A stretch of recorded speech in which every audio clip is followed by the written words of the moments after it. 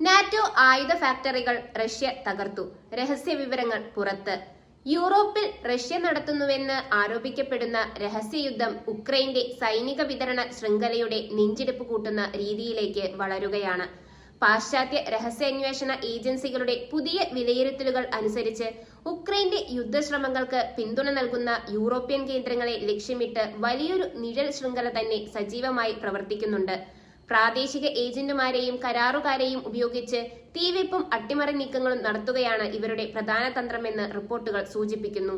സമീപകാലത്തായി വിവിധ യൂറോപ്യൻ രാജ്യങ്ങളിൽ തുടർച്ചയായി ഉണ്ടാകുന്ന നിഗൂഢമായ തീപിടുത്തങ്ങളും വൻ സ്ഫോടനങ്ങളും ഇപ്പോൾ അന്താരാഷ്ട്ര ഏജൻസികളുടെ കടുത്ത നിരീക്ഷണത്തിലാണ്. നാറ്റോ സഖ്യവുമായി നേരിട്ടുള്ള ഒരു സൈനിക ഏറ്റുമുട്ടൽ ഒഴിവാക്കിക്കൊണ്ടുതന്നെ ഉക്രൈനിലേക്കുള്ള ആയുധ സൈനിക സഹായങ്ങൾ തടയാൻ മോസ്കോ കണ്ടെത്തിയ പുതിയ തന്ത്രമാണോ ഇത് എന്ന ചോദ്യം ശക്തമായി ഉയരുന്നുണ്ട്. പരമ്പരാഗത യുദ്ധമുറകൾക്ക് പകരം ഇത്തരം രഹസ്യ അട്ടിമറി നീക്കങ്ങളിലൂടെ പാശ്ചാത്യ രാജ്യങ്ങളെ പ്രതിരോധത്തിലാക്കാനാണ് റഷ്യ ശ്രമിക്കുന്നതെന്ന് സംശയിക്കപ്പെടുന്നു. യൂറോപ്പിലെ ആയുധ നിർമ്മാണശാലകൾ, സൈനിക സംഭരണ കേന്ദ്രങ്ങൾ, വിതരണപാതകൾ എന്നിവ കേന്ദ്രീകരിച്ചാണ് പ്രധാനമായും ഇത്തരം സംശയാസ്പദമായ സംഭവങ്ങൾ റിപ്പോർട്ട് ചെയ്യപ്പെടുന്നത്. ഉക്രൈനിലേക്ക് അത്യാധുനിക ആയുധങ്ങളും വെടിക്കോപ്പുകളും അയക്കുന്നതിൽ നിർണായക പങ്ക് വഹിക്കുന്ന സ്ഥാപനങ്ങൾ പെട്ടെന്ന് കത്തിനശിക്കുന്നതും സ്ഫോടനങ്ങളിൽ തകരുന്നതും വെറുമൊരു യാദൃശ്ചികതയായി തള്ളിക്കളയാൻ സുരക്ഷാ വിദഗ്ധർ തയ്യാറല്ല. പാശ്ചാത്യ രഹസ്യാന്വേഷണ റിപ്പോർട്ടുകൾ പ്രകാരം റഷ്യൻ രഹസ്യാന്വേഷണ ഏജൻസികൾ നേരിട്ട് രംഗത്തിറങ്ങുന്നതിന് പകരം പ്രാദേശികമായി റിക്രൂട്ട് ചെയ്യപ്പെടുന്ന വ്യക്തികളെയും ക്രിമിനൽ സംഘടനകളെയുമാണ് ഇത്തരം അട്ടിമറികൾക്കായി ഉപയോഗിക്കുന്നത്. ടെലിഗ്രാം പോലുള്ള രഹസ്യ സന്ദേശം അയക്കാൻ പ്ലാറ്റ്ഫോമുകൾ വഴി പണം വാഗ്ദാനം ചെയ്താണ് ഇത്തരം തീവെപ്പിനും സ്ഫോടനങ്ങൾക്കും പ്രേരിപ്പിക്കുന്നത്. ഇത് തെളിവുകൾ നേരിട്ട് റഷ്യൻ ഭരണകൂടത്തിലേക്ക് എത്തിക്കാതിരിക്കാൻ സഹായിക്കുന്നു.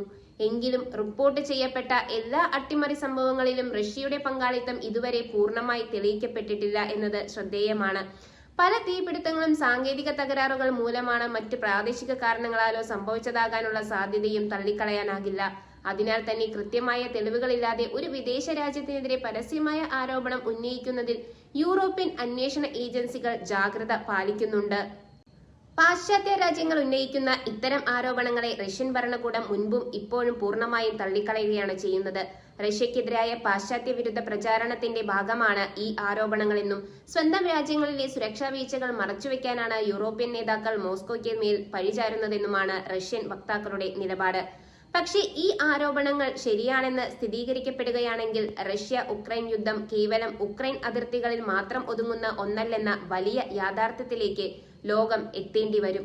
നിശബ്ദവും എന്നാൽ അതീവ അപകടകരവുമായ ഒരു പുതിയ യുദ്ധമാണ് യൂറോപ്യൻ ഭൂഖണ്ഡത്തിൽ തുറക്കപ്പെട്ടിരിക്കുന്നത്. ഇത് നാറ്റോ രാജ്യങ്ങളുടെ ആഭ്യന്തര സുരക്ഷയ്ക്ക് നേരിട്ടുള്ള ഭീഷണിയായി മാറും. നാറ്റോയുടെ ആർട്ടിക്കിൾ 5 അനുസരിച്ച് ഒരു അംഗരാജ്യത്തിന് നേരെ ഉണ്ടാകുന്ന സൈനിക ആക്രമണം മുഴുവൻ സഖ്യത്തിനും നേരെയുള്ള ആക്രമണമായി കണക്കാക്കി തിരിച്ചടിക്കാം. എന്നാൽ ഇത്തരം രഹസ്യ അട്ടിമറികളും തീവെപ്പുകളും നേരിട്ടുള്ള സൈനിക ആക്രമണത്തിന്റെ പരിധിയിൽ വരുത്താൻ കഴിയില്ലെന്നത് റഷ്യയ്ക്ക് വലിയൊരു അനുകൂലമാണ് നൽകുന്നത്. നാറ്റോയുടെ തിരിച്ചടി ഭയക്കാതെ തന്നെ സൈനിക വിതരണം തടസ്സപ്പെടുത്താൻ ഈ ഗ്രേ സോൺ തന്ത്രം റഷ്യയെ സഹായിക്കുന്നു. ഉക്രൈനിലേക്ക് തുടർച്ചയായി പോകുന്ന സൈനിക സഹായങ്ങൾ തടസ്സപ്പെടുന്നത് യുദ്ധക്കളത്തിൽ കിഴക്കൻ മുന്നണിയിൽ പോരാടുന്ന ഉക്രൈൻ സൈന്യത്തിന് വൻ തിരിച്ചടിയാകും. പാശ്ചാത്യ രാജ്യങ്ങളിൽ നിന്ന് വരുന്ന ആയുധങ്ങളും ഡ്രോണുകളും വെടിക്കോപ്പുകളുമാണ് ഉക്രൈൻ പ്രതിരോധത്തിന്റെ പ്രധാന ആധാരം. ഇവ ഉത്പാദിപ്പിക്കുന്ന ഫാക്ടറികളും വിതരണ ശൃംഖലകളും തകർന്നാൽ ഉക്രൈന്റെ യുദ്ധശേഷി വേഗത്തിൽ ക്ഷയിക്കും. യൂറോപ്യൻ രാജ്യങ്ങൾ ഇപ്പോൾ തങ്ങളുടെ തന്ത്രപ്രധാനമായ സൈനിക വിതരണ കേന്ദ്രങ്ങളിലും ആയുധ നിർമ്മാണശാലകളിലും സുരക്ഷ കടുപ്പിച്ചിരിക്കുകയാണ്. പ്രധാനപ്പെട്ട വ്യവസായ മേഖലകളിലും ഗതാഗത പാതകളിലും അധിക നിരീക്ഷണ സംവിധാനങ്ങളും രഹസ്യാന്വേഷണ പെട്രോളിംഗും ഏർപ്പെടുത്തിയിട്ടുണ്ട്. സംശയാസ്പദമായ സാഹചര്യത്തിൽ കാണപ്പെടുന്നവരെയും ഡ്രോൺ നിരീക്ഷണങ്ങളെയും പിടികൂടാൻ പ്രത്യേക നിർദ്ദേശം നൽകിയിട്ടുണ്ട്. സൈനിക കേന്ദ്രങ്ങൾക്ക് പുറമെ പ്രധാനപ്പെട്ട വിവര സാങ്കേതിക ശൃംഖലകൾ, ഊർജ നിലയങ്ങൾ, റെയിൽവേ സംവിധാനങ്ങൾ എന്നിവയ്ക്ക് നേരെയും ഇത്തരത്തിലുള്ള രഹസ്യ നീക്കങ്ങൾ ഉണ്ടായേക്കാമെന്ന ഭീതി യൂറോപ്പിലുണ്ട്. ഒരു രാജ്യത്തിന്റെ സമ്പദ് വ്യവസ്ഥയെയും അടിസ്ഥാന സൗകര്യങ്ങളെയും തകർക്കുന്ന ഇത്തരം നീക്കങ്ങൾ ആഗോളതലത്തിൽ വലിയ പരിഭ്രാന്തി സൃഷ്ടിക്കുന്നു. ഡിജിറ്റൽ മാധ്യമങ്ങളിലൂടെയുള്ള വ്യാജ പ്രചാരണങ്ങളും സൈബർ ആക്രമണങ്ങളും ഇത്തരം ഭൗതിക അട്ടിമറികൾക്കൊപ്പം ഉപയോഗിക്കപ്പെടുന്നുണ്ടെന്ന് സമാന്തര റിപ്പോർട്ടുകൾ സൂചിപ്പിക്കുന്നു. ജനങ്ങൾക്കിടയിൽ ഭീതി പടർത്താനും യുക്രൈനുള്ള സഹായങ്ങൾ അവസാനിപ്പിക്കാൻ പാശ്ചാത്യ സർക്കാരുകൾക്ക് മേൽ ജനകീയ സമ്മർദ്ദം ഉണ്ടാക്കാനും ഇത്തരം തന്ത്രങ്ങൾ ഉപയോഗിക്കുന്നുണ്ട്. യൂറോപ്യൻ യൂണിയനും നാറ്റോയും ഈ പുതിയ സുരക്ഷാ വെല്ലുവിളിയെ നേരിടാൻ സംയുക്ത സുരക്ഷാ യോഗങ്ങൾ വിളിച്ചു ചേർക്കുന്നുണ്ട്. രഹസ്യാന്വേഷണ വിവരങ്ങൾ പരസ്പരം കൈമാറാനും സതിർ ശ്രമങ്ങൾ തടയാനും ശക്തമായ ഏകോപനം രാജ്യങ്ങൾക്കിടയിൽ ആവശ്യമാണ്. ഒരൊറ്റ രാജ്യത്തിന് മാത്രമായി ഈ രഹസ്യ ശൃംഖലകളെ തടയുക എന്നത് അസാധ്യമാണ്. അന്താരാഷ്ട്ര നിയമങ്ങളുടെ ലംഘനമാണ് ഇത്തരത്തിലുള്ള രഹസ്യയുദ്ധങ്ങളെന്ന് നിയമവിദഗ്ധർ ചൂണ്ടിക്കാണിക്കുന്നു. രാജ്യങ്ങളുടെ പരമാധികാരത്തിന്മേലുള്ള കടന്നുകയറ്റവും സാധാരണക്കാരുടെ ജീവന് ഭീഷണി ഉയർത്തുന്നതുമായ ഇത്തരം അട്ടിമറികൾ ആഗോള നയതന്ത്ര ബന്ധങ്ങളെ കൂടുതൽ വഷളാക്കും. യൂറോപ്പിൽ പുകയുന്ന ഈ രഹസ്യയുദ്ധം വരും ദിവസങ്ങളിൽ കൂടുതൽ രൂക്ഷമാകാനാണ് സാധ്യത.